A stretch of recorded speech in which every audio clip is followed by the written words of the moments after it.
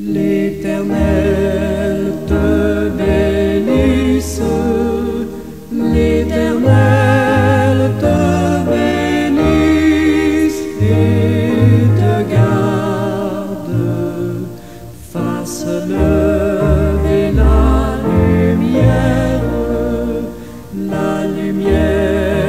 de sa face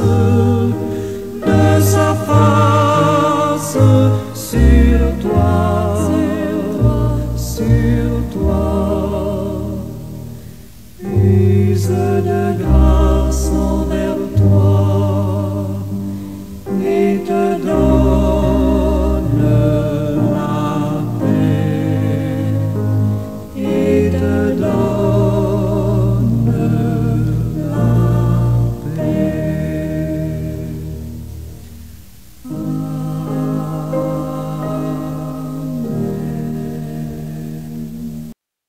Roi des rois et prince de l'univers entier, merci.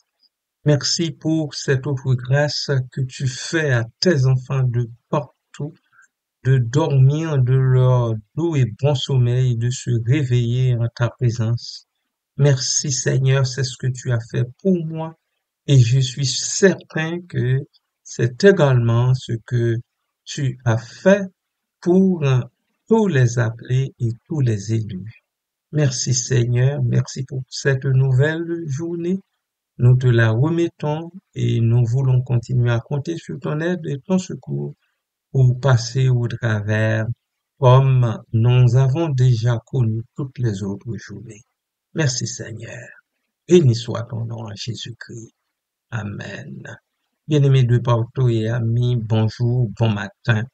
Que la grâce et la paix de Dieu vous soient multipliées. Le lendemain, Jean-Baptiste vit Jésus venant à lui, et il dit, « Voici l'agneau de Dieu, qui ôte le péché du monde. » Le roi de l'univers aurait pu venir parmi nous dans sa splendeur. Il aurait pu descendre vêtu d'une lumière qui révèle sa grandeur. Il aurait pu surgir en guerrier, en conquérant sur un cheval blanc. Oh oui, mais il savait que pour payer nos péchés, il fallait un agneau.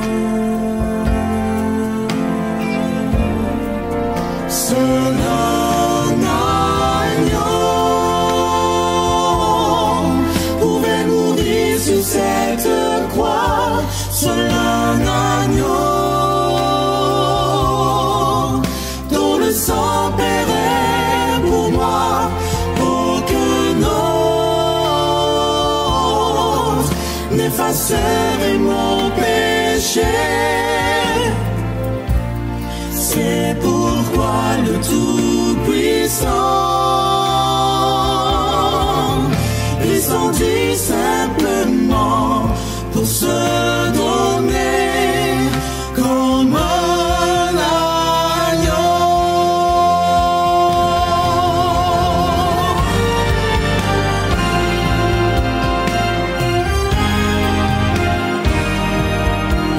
Au cours des siècles, les enfants de Dieu avaient placé leur offrande sur l'autel. Leur geste était agréé des cieux, mais n'apportait pas le pardon éternel. Jusqu'à ce jour où le Tout-Puissant a décidé qu'était venu le temps. Oui, le temps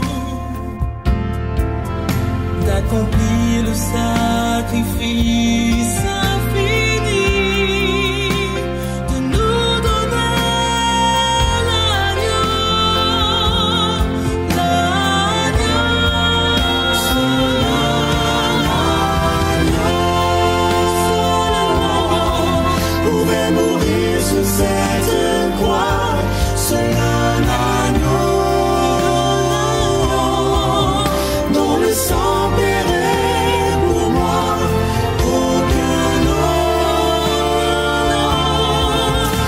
n'effacerai mon péché. C'est pourquoi le Tout-Puissant descendit simplement pour se donner comme un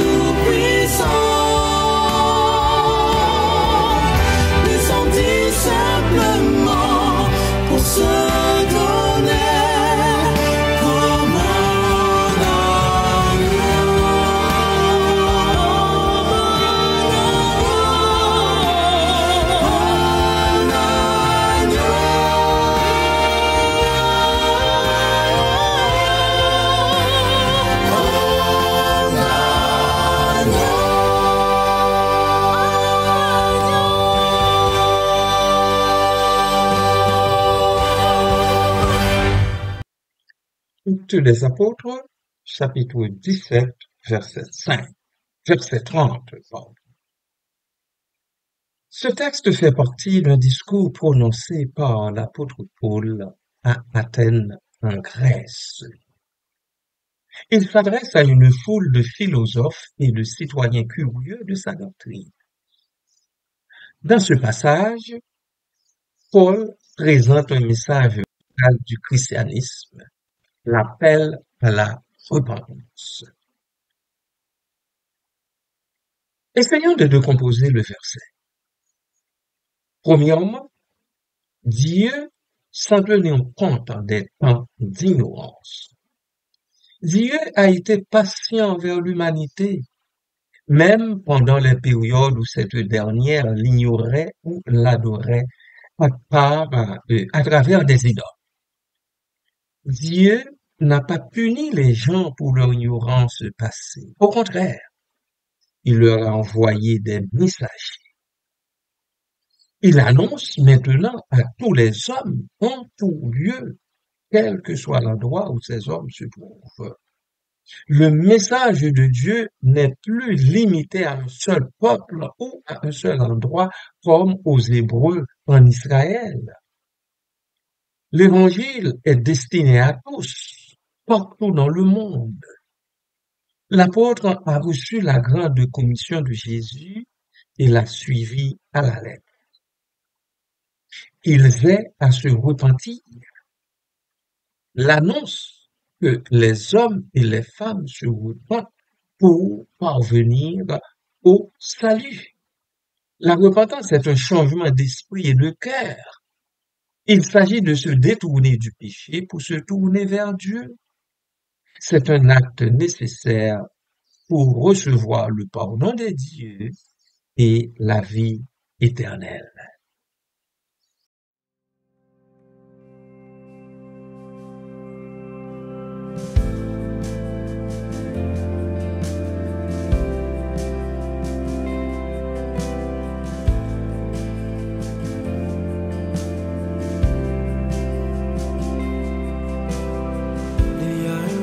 Quand mon cœur traverse le feu, une autre voix quand tout sombre autour de moi. Et quand je pense à la différence entre qui j'étais et qui je deviens, je sais que je ne serai jamais seul. Il était avec moi dans le feu, là à mes côtés, il était présent présent dans la tempête, apaisant les nerfs. Et s'il m'arrive un jour d'oublier le prix payé pour moi, il y a la croix qui porte à le bois d'un sauveur mort à ma place, et il est avec moi dans le feu.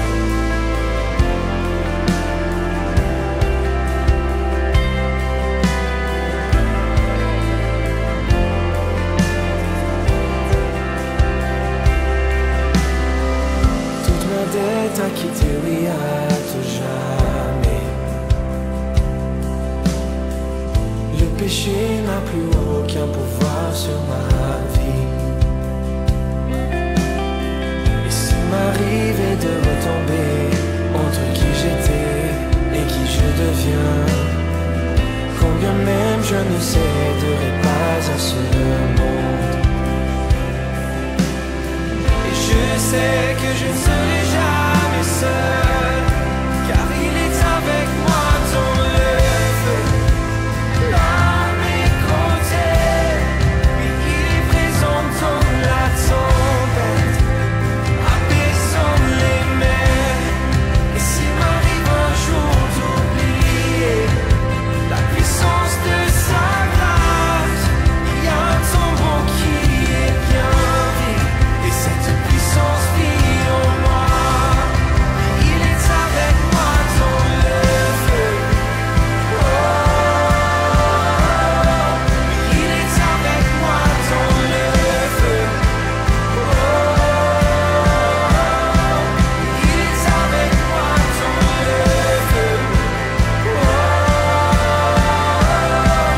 il est avec moi dans le feu.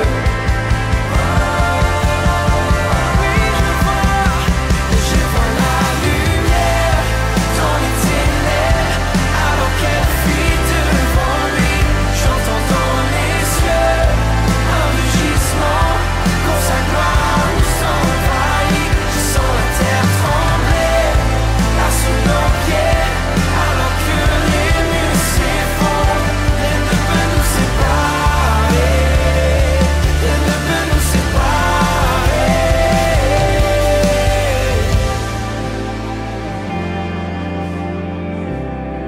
Non, rien peut nous séparer. Oh.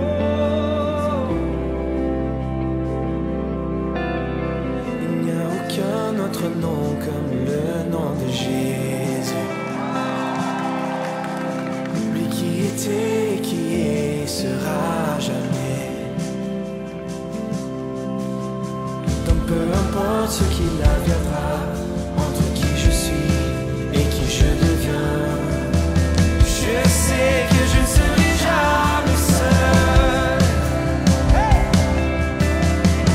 Je sais que je ne serai jamais seul. Il sera avec moi dans le feu. À mes côtés, il sera présent dans la tempête, apaisant les mers.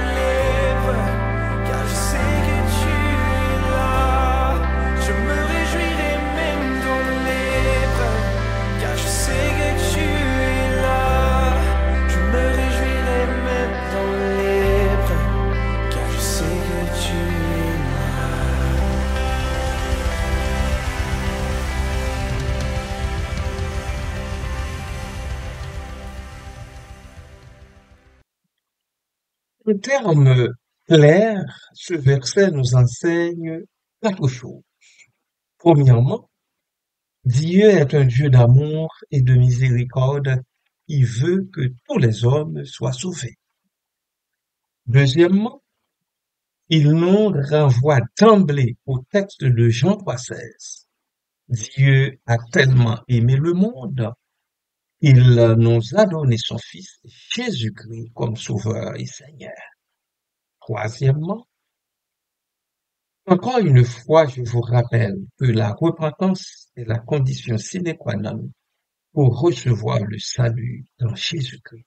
Et quatre, le message de l'Évangile est universel et s'adresse à tous et toutes, peu importe leur origine ou leur religion ou leur acabit.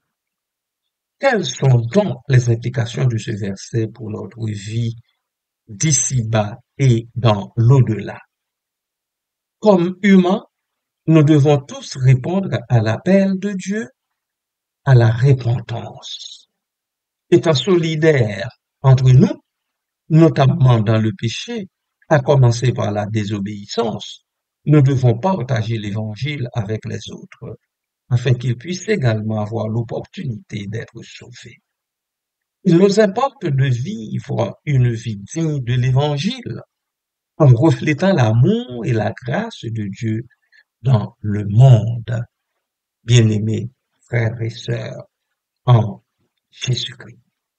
Voilà notre mandat, voilà le mandat qui nous incombe dans cette vie, tandis que nous nous attendons d'entrer dans la vie éternelle de l'autre côté, sur l'autre bord.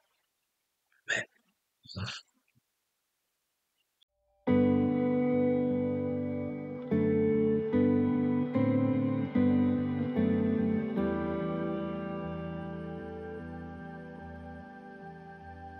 Son nom surpasse tout autre nom.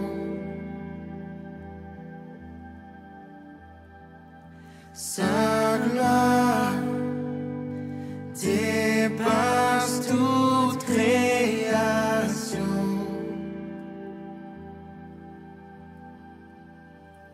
Son chant résonne dans l'univers, fait écho dans nos cœurs. Ô Dieu plus grand que tout, sa face rayonne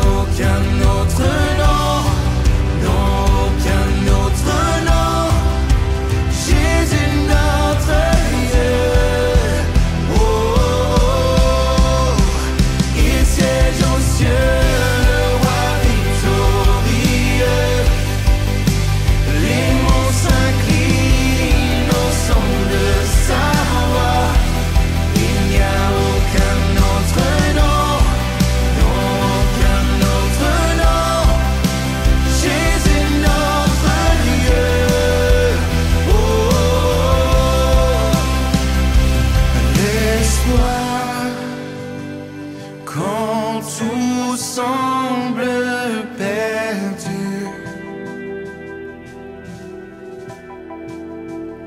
La victoire assurée à la croix. Sa force a terrassé la mort. La vie est en son nom, le nom plus grand que tout. Levons nos yeux, voici notre roi. Lumière du monde, nous ouvrons ses bras. Il n'y a aucun autre nom, non, aucun autre nom. Jésus notre Dieu. Oh, oh, oh. Il siège aux cieux, le roi victorieux. Les monts s'inclinent au son de sa voix. Il n'y a aucun autre nom, non, aucun autre nom. Jésus notre Dieu. Oh, oh, oh. Jésus.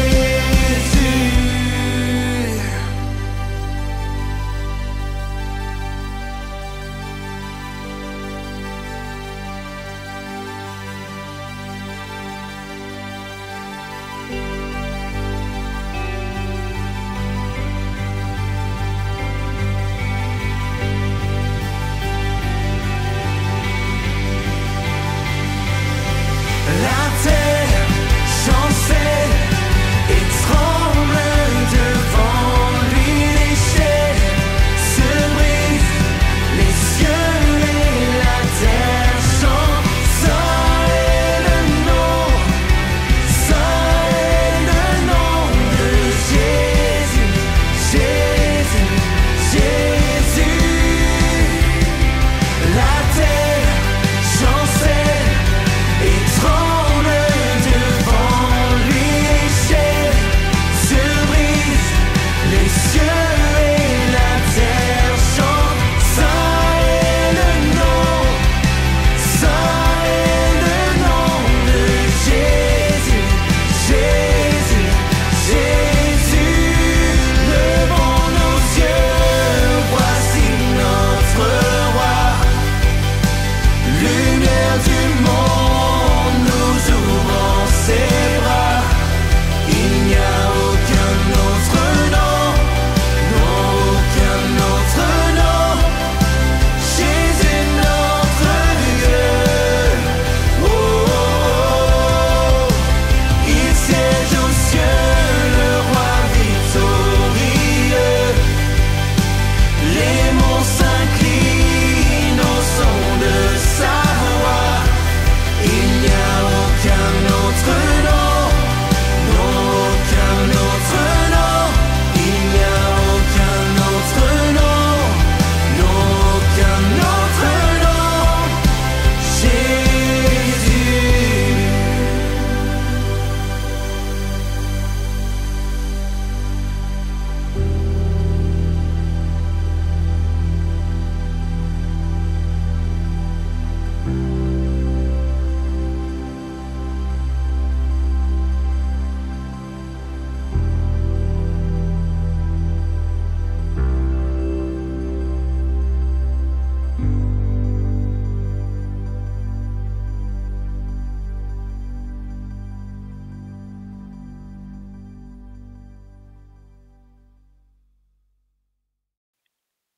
Seigneur éternel, Dieu, parfois saint, merci pour toi.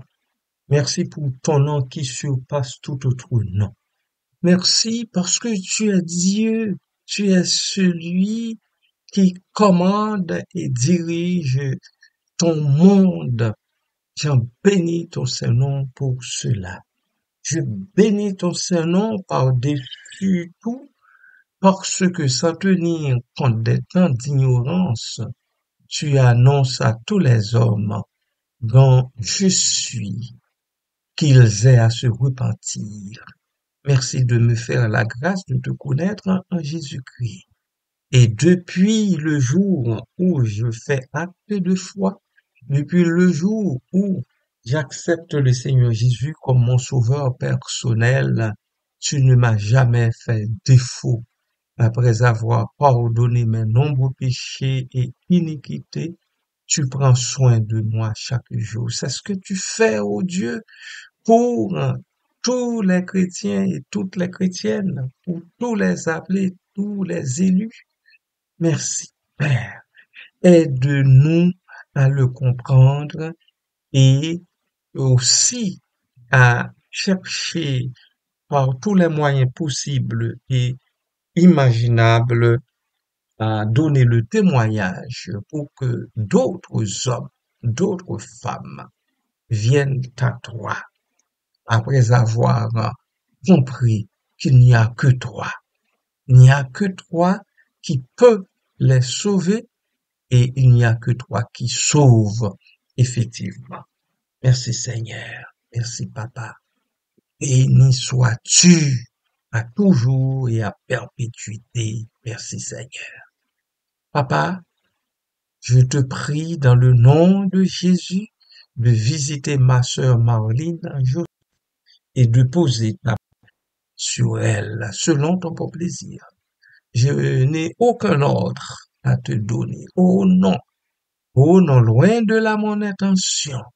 De toutes les façons, quel ordre pourrait un humain tel que moi passer à un Dieu souverain dont les trônes sont élevés par-dessus de tous les trônes, par-dessus même des cieux qui racontent ta gloire.